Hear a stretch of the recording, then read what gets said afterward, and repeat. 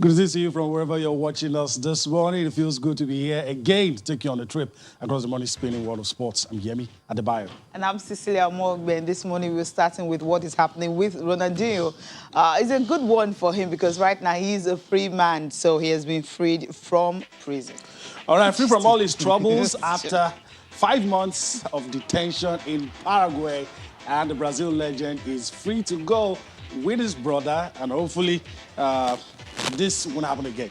All right, let's go on and talk about the Western and Southern Open tennis. A good one for Andy Murray. Of course, he defeated Alexander Zverev. He was able to defeat the German and advance to the next round. Of course, he ended 6-3, 3-6, 7-5 in New York. Andy Murray's body showing good signs ahead of the US Open. Absolutely, and that's the first time he's actually beaten someone ranked in the top 10 since 2017. Also on the program, we'll talk about the NBA. And the Lakers, of course, LeBron James leading them to score 30 points on 10 of 12 shooting. And of course, the Lakers were able to take a 3-1 lead over the Portland Trail Blazers on the night that Kobe Bryant was celebrated right there across the USA, because they've declared that the day 24/8 is Kobe Bryant's day. That's the day after his birthday. If it was alive, probably would have been 42, but it's not there. Well, that's how we start the show today, talking about the NBA. We are in the NBA playoffs season, and we're talking about what's going on in the Eastern and Western conferences. And Cecilia has hinted you some of the things we'll be talking about. But Cecilia, let's quickly take a look at some of the results. Yeah, the result from last night. And of course, we're starting with the Lakers and the Blazers game. Now, for the Lakers, they take a 3-1 lead. They've won 3 in a row after losing the opening game in the Western Conference first round series. But last night, of course, LeBron James led the charge, 30 points ahead. And, of course, Lakers right now are holding it. All they have to do is to win the next game. Of course, they'll be in the semi-finals. We'll talk much about that later on the program. All the results coming from last night. You have the Houston Rockets and the Oklahoma City Thunder. We said no Russell, no problem. But right now, they've lost 2 on a row. They were leading 2-0, and what OKC needed to do was to at least take a game off them. They've done that. And of course, last night, taking another one. So the series is tied 2-2. And for the Rockets man, talking about the guy who always comes to the party, James, he had a whole lot of points. 32 he had on the night, but that just wasn't enough. You know, 15 assists and 4 steals. Eric Gordon, of course, added 23, even started the onslaught. He had the first free throws, and he got everything. And of course, you know, people keep saying his 3-pointers shots are really not always on point, but then when he had a free throw to get going, he had 23 points in all. And for Houston Rockets, they attempted an NBA postseason record of 58 shots from 3-point range, converted just 23. Now that's the reason they lost. But then give it to, you know, the OKC. You have this boy, the German Dennis Schroeder, who converted the key turnover into a layup. And of course, that's how they were able to even that series. For Schroeder, he ended up with 30 points off the bench and leading the Thunder. CP3, Chris Paul added 26. The good thing about this one is it's going to get to game 6. Game 6 or even 7. At least that's what that win has ensured, that even if you win the next one, you still have to play another one. You must win the next 2 or else you go to game 7. And I like it that way. That's what you love. Okay, well, let's wait and see how that's going to pan out. And of course, for the Indiana Pacers and the Miami Heat, a sweep for Miami Heat beating the Indiana Pacers 4-love. So Victor Oladipo, they'll be out of the bubble now. It's shrinking right now. The 2 teams are already out. 76ers are out. Indiana Pacers also out. And of course, these guys will be awaiting the winner between the Milwaukee Bucks and Orlando Magic. So of course, we know it's the Bucks that will obviously want to win this one, because right now they've won 3 in a bounce after also losing their opening game in the Eastern Conference. Same way with the Lakers. Yeah, same way with the Lakers. Right now, they are just on fire, 121 and 106. And of course, you have the reigning MVP, Giannis Antetokounmpo, supplying 31 points, 15 rebounds, and 8 assists. And all-star guy, talking about Chris Middleton, that everyone has been saying, look, he needs to come to the party. He was on fire, and they caught the fire really late in the final quarter, and that actually gave them that victory, 121 and 106. So commanding 3-1 lead in the first round playoffs. That's what the Bucks are having right now. Yeah, good position to be. Just know Win one more game and you're done. Don't bottle it. All right, Talking about LA the game Lakers. of the moment. You were so eager to talk about the win. Maybe made it Mamba Day. I don't know. I don't think I was scared. I don't think I was scared when they lost that first That game. first round, okay. I Why? wasn't. I don't know why. Where was the confidence coming from? I wasn't really scared, but I like what they did here. Do the business on a special night like this when you want to remember somebody. Just do the business. Yeah, but Anthony Davis here, he had 18 points and 5 rebounds and 5 assists in just 18 minutes because he needed to exit in the third quarter. He was having a back problem, so he needed to leave there. Also, you have Damien Lillard, although the coach is saying to wait for MRI scan to see what's happening. He left also in the third quarter with a right knee injury, and he had just 11 points in 27 minutes. So it's like... okay, now you know why they lost. Kyle Kuzman, of course, added 18 points for the Lakers. Danny Green also added 14. And, of course, I was waiting for Dwight Howard, and he also it was on double digits on the night. He had 13 points for them. Cadwell Pope also had, 12 points for the Lakers, and now you know why they had to win. Man, well...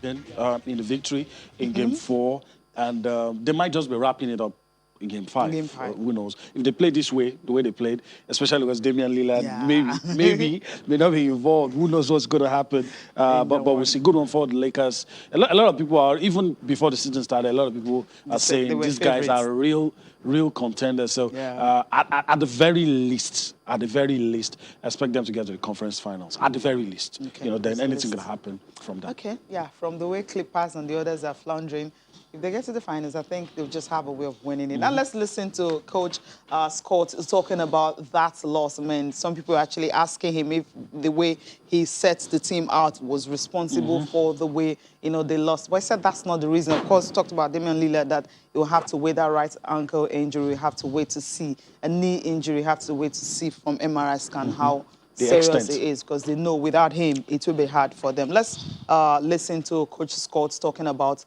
the loss to the Lakers.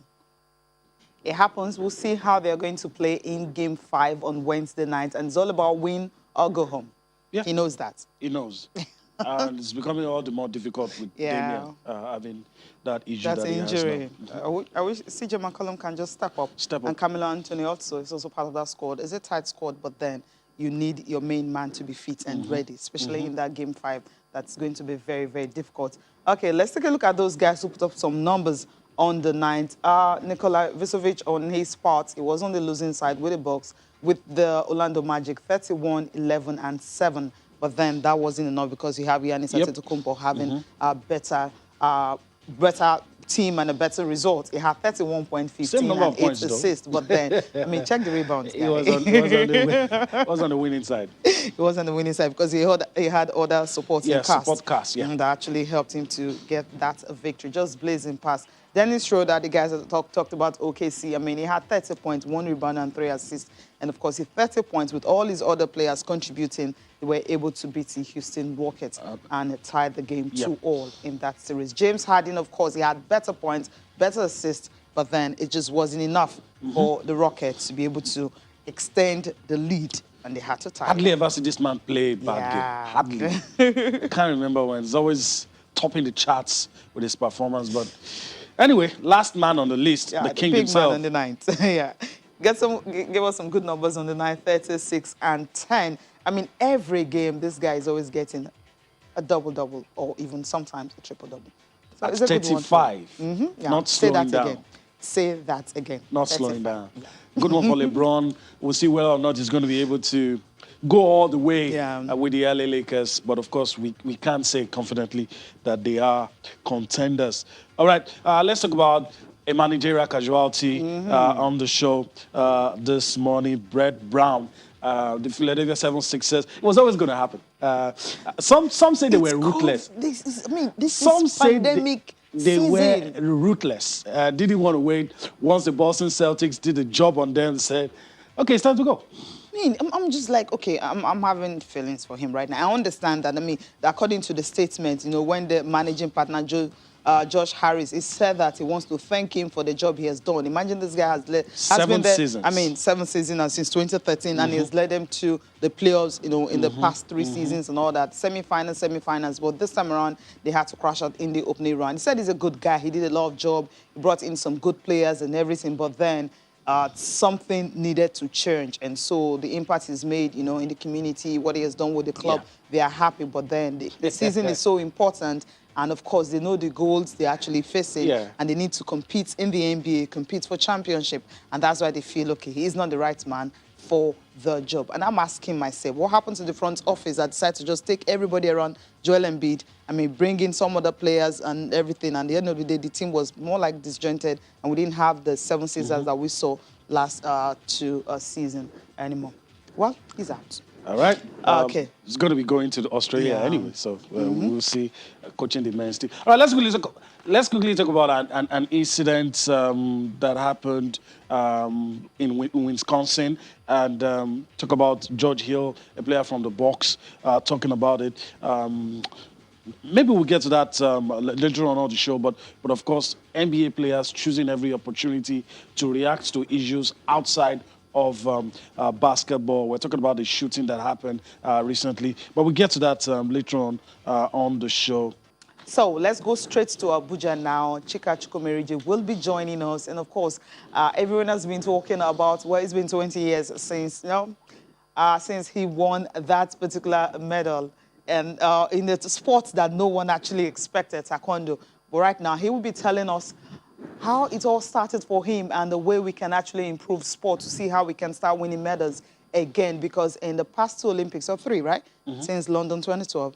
Okay, apart from the one we got in football. In football, yeah. So I'm talking about other sports. So it's always been difficult recently, simply because the kind of resources is being put into can be, you know, it's not, you can't equate it with the kind of effort the athletes are putting in. Yeah. So this needs to balance for us to have a good one. Chika Chukwumerije join us now from our Abuja studio. Good morning. It's good to have you. Good morning. Good to be here. Thank you for joining us. I mean, the last time we spoke to you, it was all about you have a young girl coming up. We're thinking this is the one that will win a medal for Nigeria. And, of course, we're preparing for the Olympics, which was supposed to be this year, but now it's going to be in 2021. Now, your journey, when you won that first medal for Nigeria in taekwondo, what was it like for you?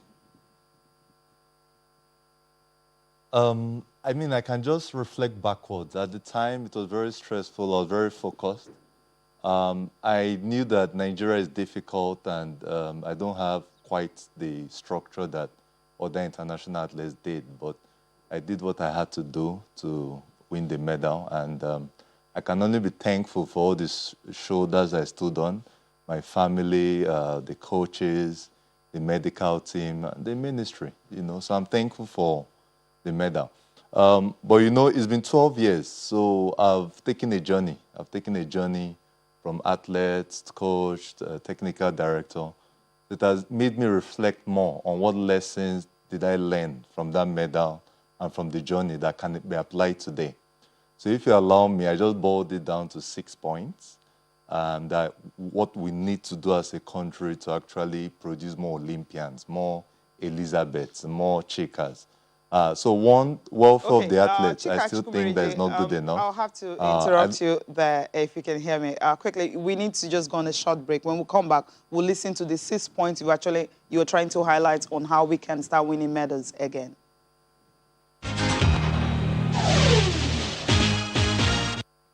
Yeah, we still have Chika Chukwumerije telling us it's been 12 years exactly. I mean, since he won that bronze medal after the Benji Olympics 2008. And, of course, he's right here with us, just telling us, trying to give us that 6 points, 6 points he feels that we can, if we can follow those particular points, we should be able to win medals again at the Olympics. So you were talking about the 6 points you want to give us. So let's continue with the first one. Basically saying these 6 things, they are simple, and if we do them consistently over many decades, definitely we're going to be on the podium consistently. So I said, 1, the athletes' welfare. So allowances, feeding, where they stay, scholarships, because those things are very important to them, so they don't need to think about those basic needs. These things should not start when they become elite athletes, even from the grassroots. Even if you say, I'm going to give you 5,000 a month or whatever, it goes a long way because you start preparing the mind of the elite athlete from when they are grassroots athletes. Two, talk about their training and development. So they are very key people. So the quality of coaches, if the athlete is not quality, then you look at the coaches. So we don't have to blame the coaches. We have to invest in training better coaches, referees, a sports medicine team, so physiotherapists, nutritionists, and stuff. The third thing is the infrastructure. So the quality of the stadiums, the training places, the equipment. If they start using it early enough, definitely they're on their way to become very good elite athletes. The fourth thing is recognition.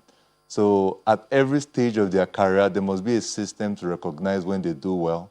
And of course, when they do not do well, to also let them know that it's not okay. The fifth thing is the post-career support. And all these are personal to me. I remember when I finished, because for so long, you're famous, people recognize you, and suddenly, when your career ends, you feel lost. For those who made a bit of money, you have no skills, you don't have no financial management skills, you have no job application skills. So our athletes, that's why sometimes they become depressed, they become broke. So we need to start providing post-career support for them. Many of them, we can reintegrate them. They are Olympic medalists or continental medalists. We can use them to become coaches, to inspire another generation. And the last thing is sustainability. So how many Canon 1 calls have we produced? How many blessings or cabarets or mirror? So this system must be sustainable so that it continues over time. And I tell you, I've started applying this thing. That's how Elizabeth came about, going to school, looking for her and doing all this stuff. So when the 23rd, that was 2 days ago, I had this reflection. And I didn't have this 6-point reflection because I read a book. This is a personal journey for me. I got to come to understand it. And I thought it was important, one, to document it, to make it very simple, so that the systems at the state level, at the grassroots level, at the national level can implement it. And I'm sure if we do so, 5 years, 10 years, we'll be guaranteed Olympic and world champions. All right. Chika, let me just quickly point this, just for emphasis. Maybe somebody's just joining us and is looking at what you're saying. Just for emphasis, this will work across board. It doesn't have to be taekwondo or football. It's good. What you're telling us is this will work across board if we follow it with our hearts. Definitely, across board, across any sport. When you listen to the 6 points, it covers everything. The number one must always be the athlete's welfare. When you build a system based on the athlete, then every other thing supports that notion. So, of course, from the grassroots level to the national level, across all the sports, if we do this, we'll be good. So it's going to require a lot of education. As I say, like sports administrators are very important. I know literally everybody within the Ministry of Sport, and I can tell you that the bulk of them are very qualified, they are very efficient, but by the time you probably put a system like this, then you can put experience to a structure, and we might have a revolution. Because I know they have this sports policy that came out and all that, very good.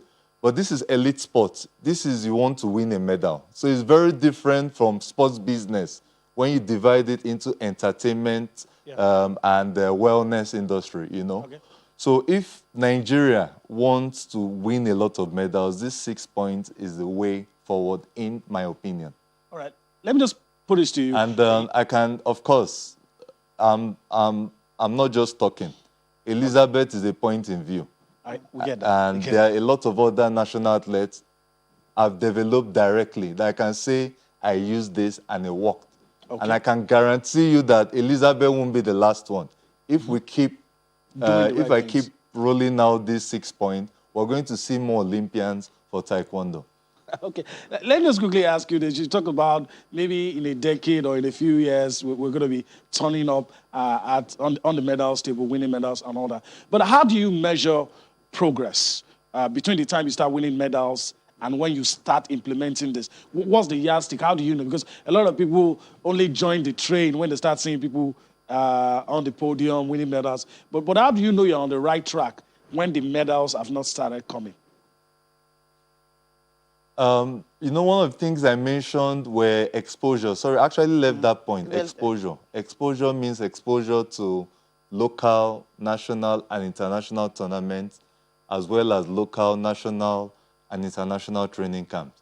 Now, if a child, in fact, let me use Elizabeth, since she has qualified for the Olympics. Her first tournament was in 2017. I took her to Ghana. She won a gold, her very first tournament. And I said, the plan was for Paris 2024. From Ghana, I took her to Senegal 2 months later. She won a gold. And she defeated someone that had been there.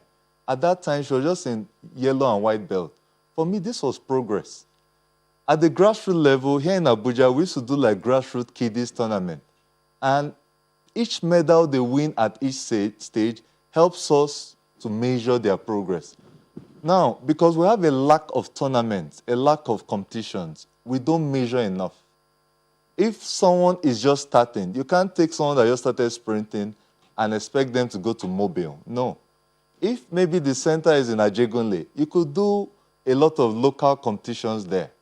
If you start training the person, the first week, the person is not winning. This first month, in 3 months, the medals will start coming. So the measurement should not be straight at what is the person winning at the World Championships. No. We should sponsor very little tournaments. So the measurement of the progress for the competition should start at the grassroots level. So it means we have to do a lot of events at the grassroots level, maybe a fewer number at the national, then even much more at the international, so we can measure them. Then the coaches, and this is why coaching education is very important. The coaches must also measure in the training. So for athletics, it's time. How long are you running in so time?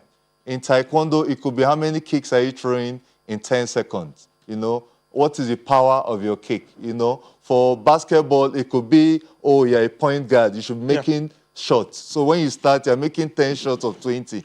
And as we train, you can start making 15 of 20.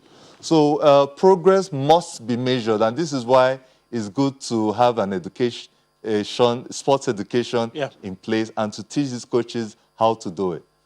All right, Chika Chukwumerije, I want to thank you for your time on the show. Time not always enough to exhaust all that we have to say, but we thank you all the same. Hopefully we get to do this some other time.